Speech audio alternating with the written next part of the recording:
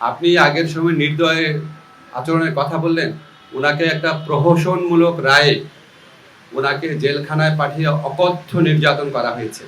বেগম খালেদা জিয়াকে যেই মামলায় দোষী সাব্যস্ত করা হয়েছে, এটা যে প্রহসনের একটা রায় ছিল, এটা যে একটা সম্পূর্ণ সাজানো রায় ছিল, এটা আমাদের সর্বোচ্চ আদালতের আপিল এবং রিভিউয়ের মধ্যে দিয়ে প্রমাণিত হয়েছে। সর্বোচ্চ আদালত সুপ্রিম কোর্টের আপিলের ডিভিশনের রায়ের মধ্যে বারবার বলা হয়েছে যে বেগম জিয়াকে যেই মামলায় সাজা দেওয়া হয়েছিল সেটা সম্পূর্ণ রংলি, উদ্দেশ্য প্রণোদিতভাবে, জিজ্ঞাসাপ্রসূতভাবে ওনাকে সাজা দেওয়া হয়েছিল।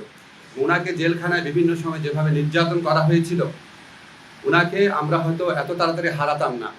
আমি ব্যক্তিগতভাবে মনে করি বেগম জিয়ার এই মৃত্যুর পিছনে ফ্যাসিস্ট যে প্রধানমন্ত্রী ছিলেন শেখ হাসিনা এবং ওনার যে সরকার আছে, অবশ্যই তার দায় রয়েছে।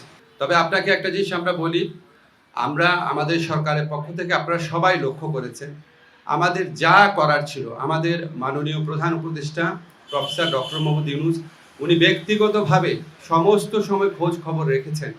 যা দরকার ছিল, ওনার যদি আবার বিদেশে পাঠানোর মতো অবস্থা থাকতো, অবশ্যই আমাদের সরকারের পক্ষ থেকে সর্বাত্মক সহযোগিতা করা হতো। উনি ব্যক্তিগতভাবে এই জিনিসগুলোর খোঁজ খবর নিয়েছেন। আমাদের দুর্ভাগ্য, আমরা হয়তো বেগম খালেদা জিয়াকে বছর খানেক বা বছর দুয়েক আগে যদি আমরা হয়তো পেতাম, হয়তো আমাদের পক্ষে কিছু একটা করা সম্ভব ছিল।